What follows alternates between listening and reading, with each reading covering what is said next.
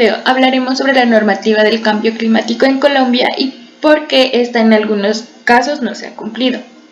Empezamos en el año 1994 con la Ley 164, por medio de la cual se aprueba la Convención Marco de las Naciones Unidas sobre el Cambio Climático. Esta fue hecha en Nueva York el 9 de mayo de 1992.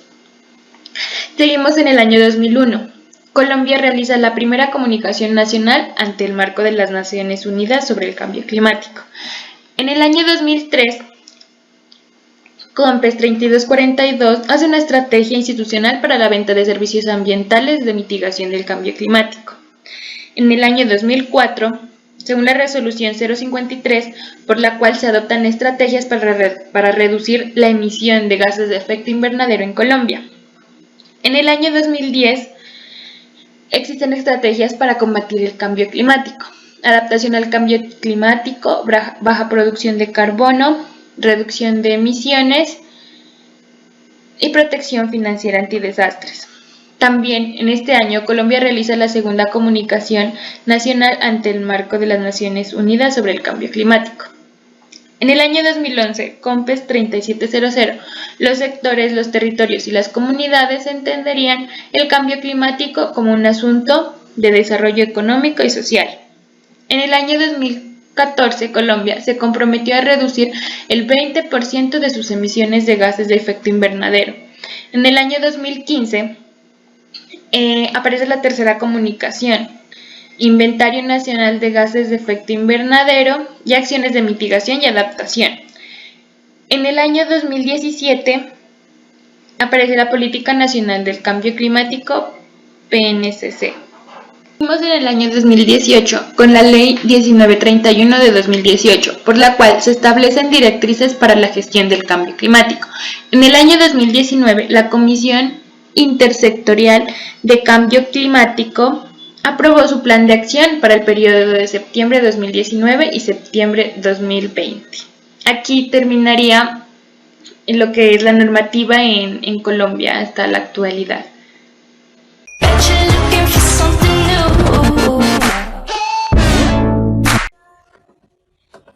Hola, mi nombre es Santiago Ortiz y yo les voy a hablar del principal limitante para el cumplimiento y el buen desarrollo de las normativas referentes al cambio climático en Colombia.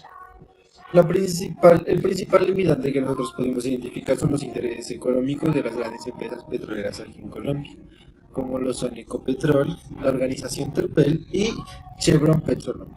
Un estudio de la Universidad Industrial de Santander en 2010 demostró que Ecopetrol es la principal empresa que genera energía aquí en Colombia con el 36%. ¿Listo? Entonces, por lo que podemos inferir que a estas empresas no les conviene que Colombia trascienda a un modelo económico de desarrollo sostenible. ¿Por qué?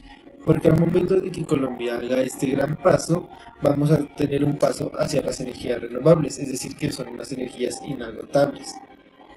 Por lo que no les conviene por intereses económicos, su empresa va a estar en quiebra, va a haber un desequilibrio económico en cuanto a desempleo y pobreza respecto a los empleados y a los mismos gerentes. Dentro de estos intereses también entran los intereses políticos, porque por la misma razón que ya hablamos, a estas empresas no les conviene que hagamos esa transición de modelo económico, por lo que sus gobernantes siempre van a interferir en esos procesos. Tenemos un ejemplo muy claro en este momento que el senador Álvaro Uribe Vélez está construyendo un complejo vacacional cerca a la Sierra Nevada de Santa Marta. Se tiene entendido que estos lugares son reservas naturales y no tiene por qué haber una construcción. Incluso también han habido muchos incendios en esta época, incendios y deforestación, a los cuales el gobierno no les ha prestado atención por estar pendiente pues de las otras emergencias sanitarias también que hay en el momento. En el tercer comunicado que mandó Colombia respecto al Tratado de Cambio Climático organizado por las Naciones Unidas, hubo un plan de adaptación que quiere que haya el 20% menos de dióxido de carbono en nuestra atmósfera. Hay un problema aquí porque, por ejemplo, ya llegaron ya hay unos modelos de carros eléctricos. Pero tampoco a las empresas no les conviene. ¿Por qué? Porque esos carros se van a alimentar de la energía solar y no de su gasolina, por lo que también van a entrar en quiebra. ¿Sí? También este comunicado dice que se gestionó 300.000 millones de dólares para poder disminuir la deforestación en bosques y hacer nuevas reservas naturales de los mismos. Pero hasta el momento no ha pasado nada. Esto fue en el 2010, en el periodo del expresidente Santos. También se comprometieron en una Colombia Sostenible, que es un fondo para mejorar y desarrollar la zona rural. Es decir, que no ha pasado nada. Esto fue en el 2010, en el periodo del expresidente Santos. También se comprometieron en una Colombia Sostenible, que es un fondo para mejorar y desarrollar la zona rural. Es decir, que los campesinos tengan mayores y mejores condiciones para poder seguir desarrollando su agricultura. También se habla respecto al cambio climático y la sostenibilidad. Entonces, pues, para poder concluir y hacer un análisis respecto a esto, lo principal es saber a quién le compramos y dónde compramos nuestras cosas. Y segundo, pensar bien antes de elegir a nuestros gobernantes, porque influye bastante las decisiones que tomen esto respecto a las resoluciones, a las leyes y a los acuerdos que hay referente al cambio climático. Muchas gracias. Hola, mi nombre es Daniel Huertas y en esta ocasión hablaré acerca de uno de los limitantes de la normatividad sobre el cambio climático en Colombia. Este es el modelo económico extractivista, el cual se encarga de la explotación de los recursos naturales para la sustentación humana, dentro del cual podemos encontrar factores como la deforestación y tala de árboles, la intervención en páramos, y también podemos encontrar la minería legal y la minería ilegal.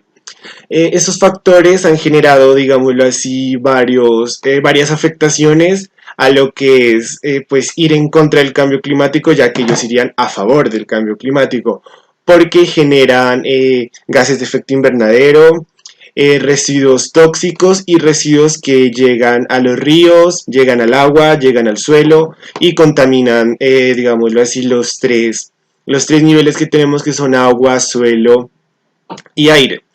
Entonces podemos decir que han sido pues un gran impedimento para el avance de la normatividad y el comunicado que envía Colombia al marco de las Naciones Unidas. Entonces podemos decir que ese ha sido uno de los impedimentos para pues, el avance que Colombia requiere. Y podemos analizar que lo que se debe hacer es llegar a un acuerdo entre partes, entre el gobierno y las personas que realizan este tipo de actividades, para que haya un equilibrio, que lo que se busca, digámoslo así, en fin, la finalidad de la normativa y de los acuerdos que se están realizando a nivel mundial y a nivel de Colombia, es que se pueda lograr un equilibrio entre la economía y la ecología.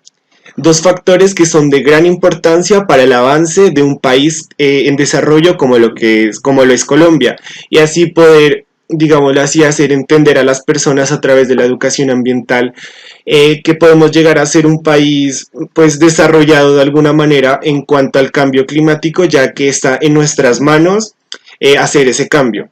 Entonces, hablando de este limitante, en una entrevista realizada a Eduardo Gubídez, él dijo que Colombia, al ser pues un país desarrollado, requiere de este tipo de economía, ya que países desarrollados no lo requieren porque pues su economía ha estado un poco más avanzada y no hay tanta pobreza, tanta hambre como lo hay en algunos sectores de Colombia. Ese sería uno de los limitantes para que la normatividad avance en Colombia. Como tercer limitante tenemos a una Colombia que es un país en vía de desarrollo, el cual pues trae como consecuencia una falta de cultura, de educación e interés ambiental. Esto se debe a que a nuestros gobiernos no les interesa que Colombia tenga pues un alto nivel de educación, porque pues esto haría que nosotros no los sigamos eligiéndolos y de esta forma acabaríamos con su modelo económico extraccionista. Pues lastimosamente hay algo en el cual el gobierno no piensa mucho, que sería el medio ambiente en sí. El gobierno solo piensa en explotarlo y extraer los recursos que generan economía, y a su vez, obviamente, estos generan gases de efecto invernadero. No hay unas leyes rigurosas que contribuyan al cuidado adecuado, pues esto pasa porque generaría gastos muy altos, y pues por esta misma razón es que fue y es necesario crear una nueva normatividad que contribuya al cuidado del ambiente y al cambio climático en sí. Yes.